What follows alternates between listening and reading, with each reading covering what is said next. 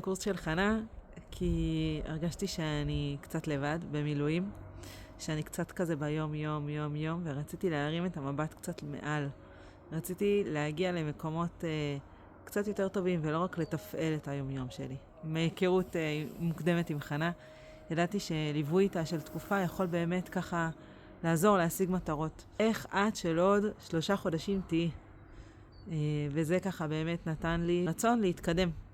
שנה אחרי, קצת יותר, אז אני רואה שבאמת דברים שכאילו היו נראים לי קשים ופתאום הם קלים.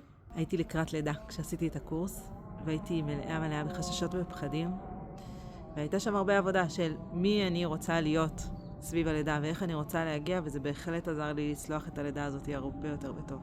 זה לא כאילו קורס של בוא תשמע את התוכן שעה בשבוע ובזה זה נעלם, אלא הייתה לנו קבוצה פעילה ממש כל יום, לכתוב הוקרות, לכתוב תודות, היה ליווי של חנה, כשהיה דברים שעלו היה אפשר לפנות אליה. בעצם הליווי היומיומי הזה זה מה שעזר להטמיע בעצם את ההרגלים, ובעצם לעשות באמת שינוי, כי זה לא רק ידע שאנחנו שומעים, יש היום מיליון פודקאסטים, אפשר לשמוע כל דבר שרוצים, אלא זה באמת משהו שהולך איתך צעד צעד כדי להצליח לשדרג את החיים שלך.